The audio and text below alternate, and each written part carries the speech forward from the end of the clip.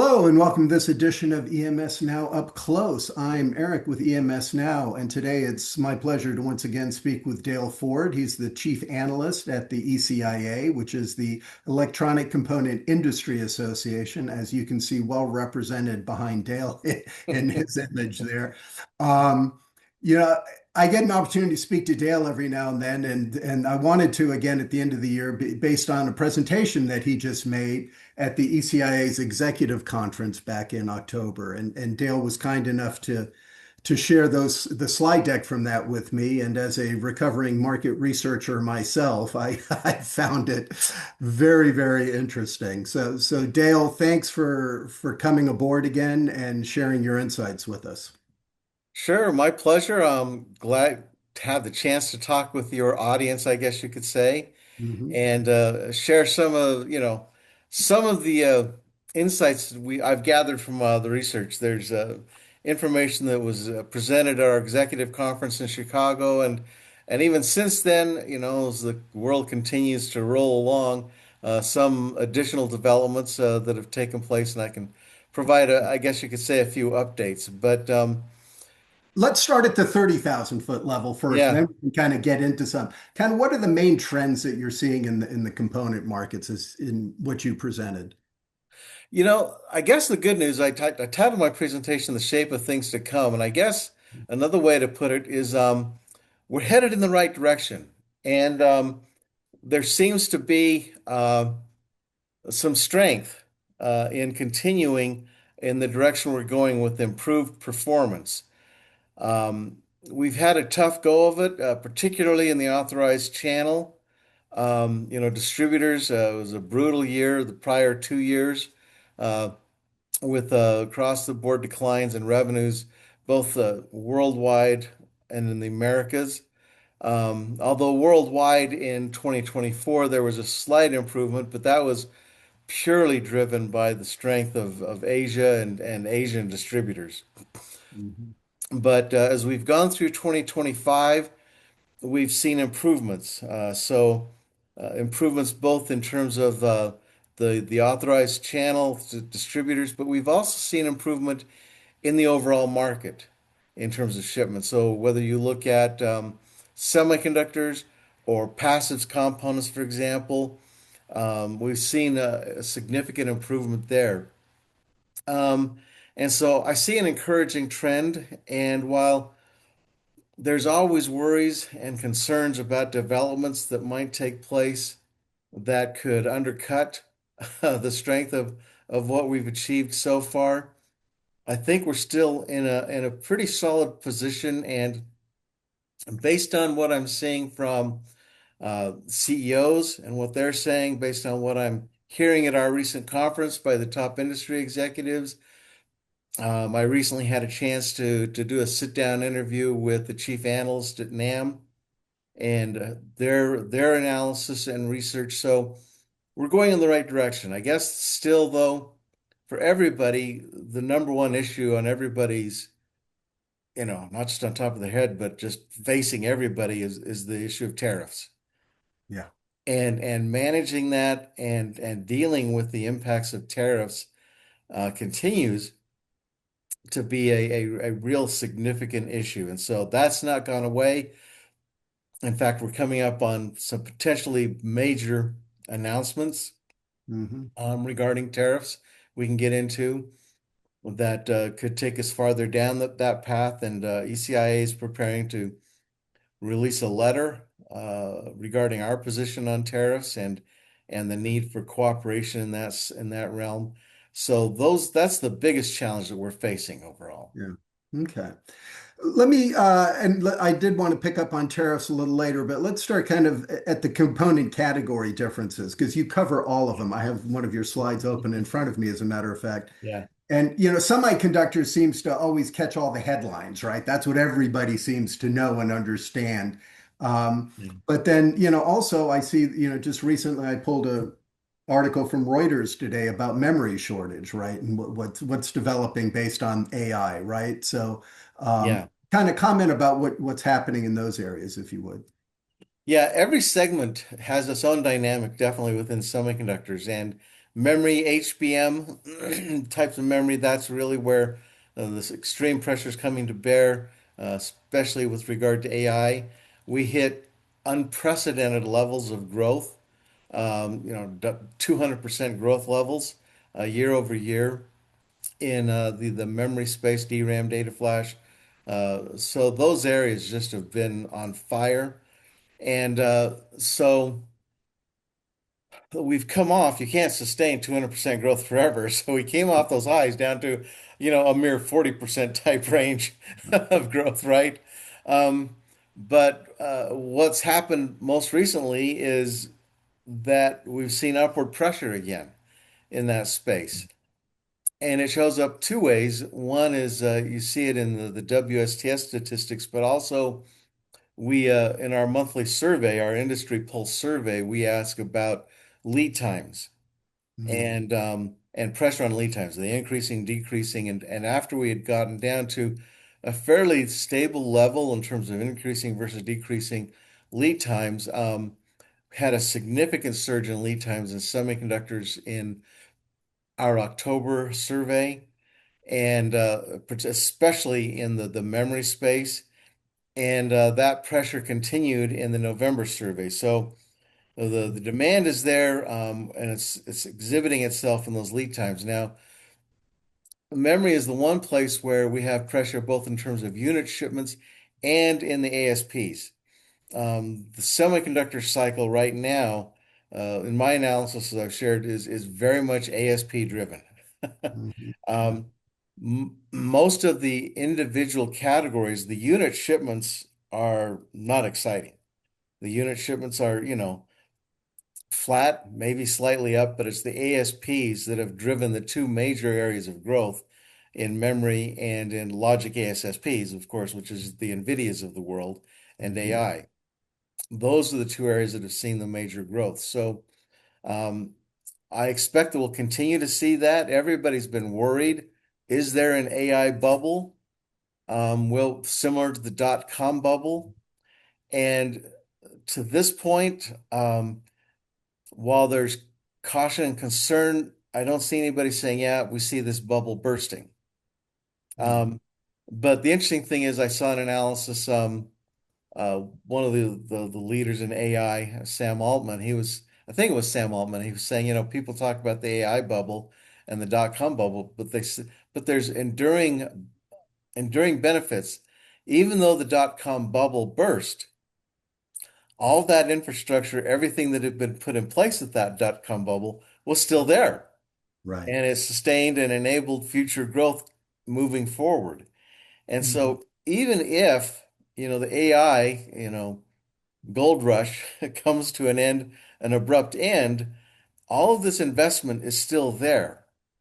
And Right. all of this infrastructure that's been put in place will still be there. And in my mind, while there's been some uptake of AI in the commercial space and to a degree maybe in the consumer space, we haven't really begun to really tap the full capability of AI. Everybody's excited these days now about agentic AI and what it can do. Um, and so we're making progress, but the adoption and the intelligent application of AI still lags. And so that's the one area of concern I have with regard to AI is it's not that things will burst, but there could be a gap that could create a pause, you might say, Right. between being able to continue to invest, but then enabling the market to catch up, the usage to catch up. That's perhaps my greatest concern with Right. regard to AI.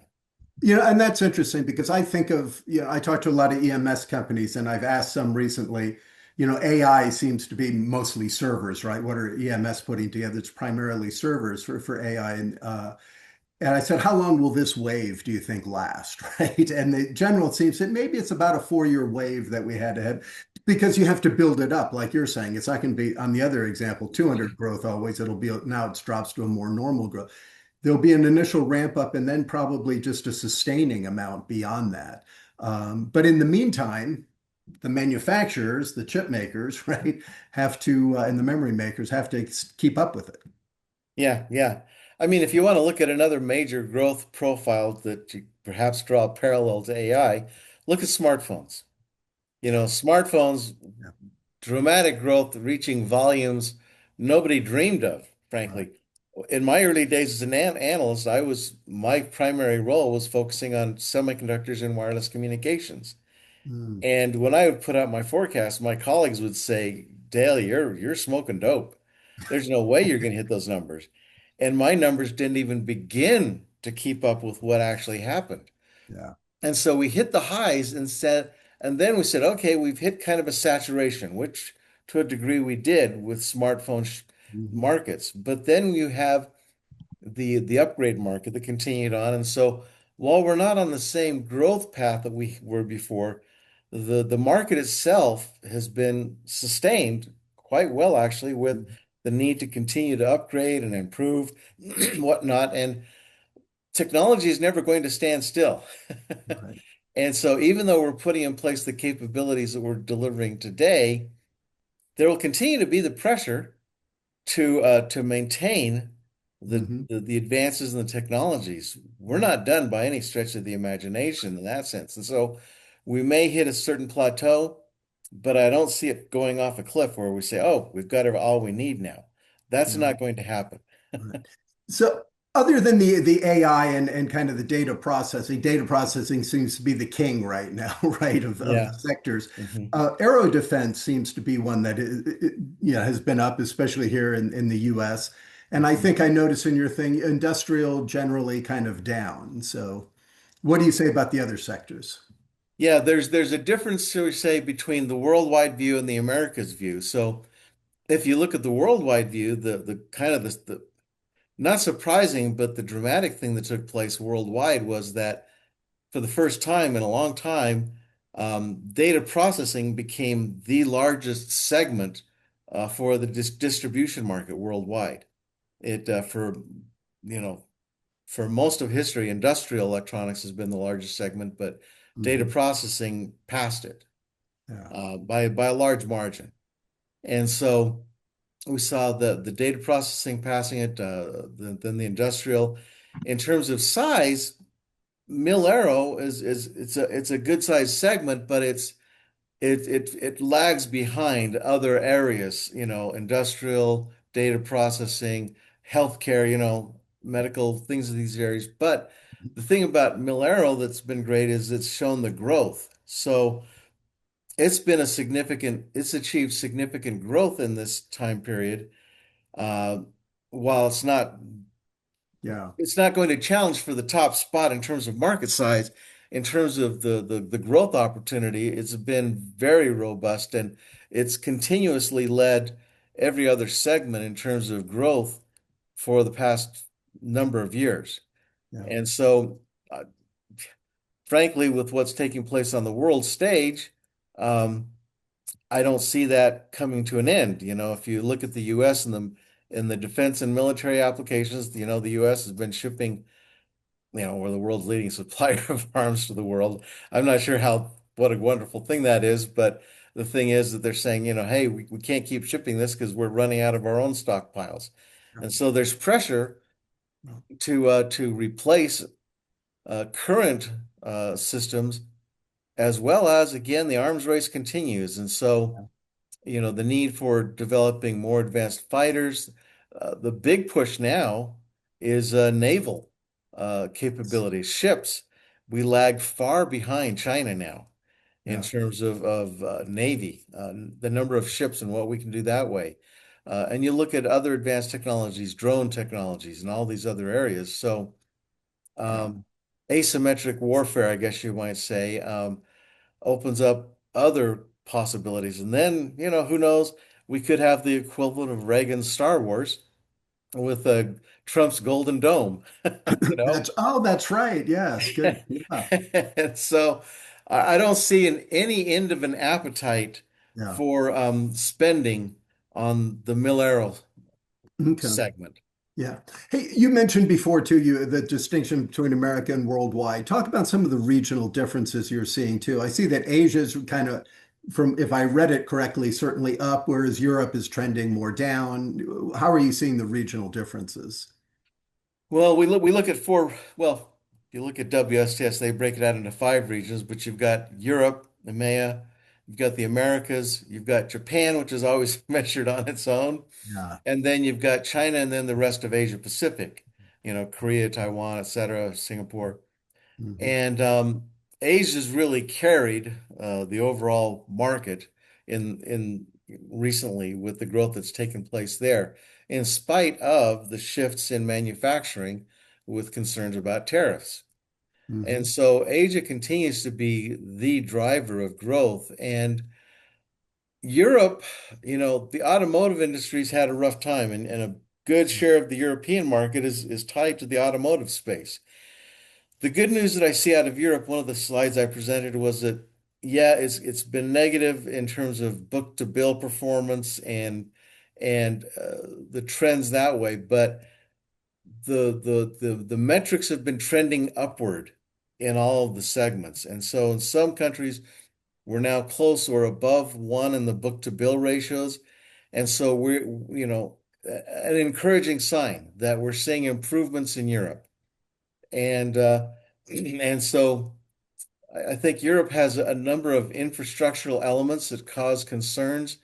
They really, cut themselves off at the knees, in my view, with their energy policy. Um, they blew up their nuclear, their fossil fuel capabilities. And then for what fossil fuels they get, they were reliant on Russia. And so they couldn't have made more bad decisions all at once on energy than they have.